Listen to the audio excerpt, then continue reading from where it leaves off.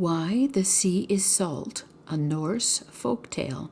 Once upon a time, but it was a long, long time ago, there were two brothers, one rich and one poor.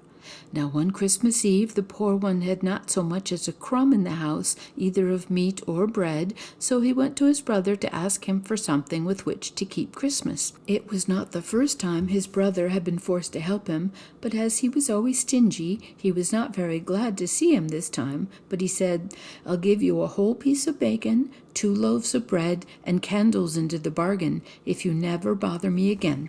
But mind you don't set foot in my house from this day on." The poor brother said he wouldn't, thanked his brother for the help he had given him, and started on his way home. He hadn't gone very far before he met an old man with a white beard, who looked so thin and worn and hungry that it was pitiful to see him. "In heaven's name, give a poor man a morsel to eat," said the old man.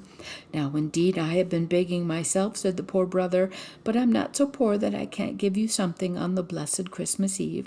And with that he handed the old man a candle, a loaf of bread, and he was just going to cut off a slice of bacon when the old man stopped him. "That is enough and to spare," said he, "and now I'll tell you something.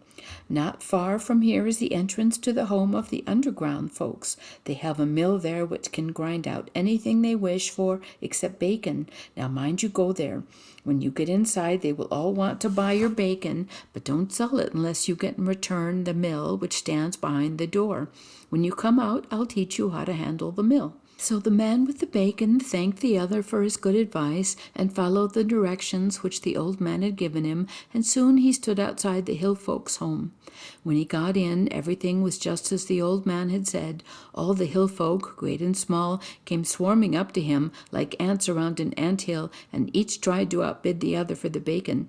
"Well," said the man, "by rights, my old dame and I ought to have this bacon for our Christmas dinner, but since you have all set your hearts on it, I suppose I must give it to you.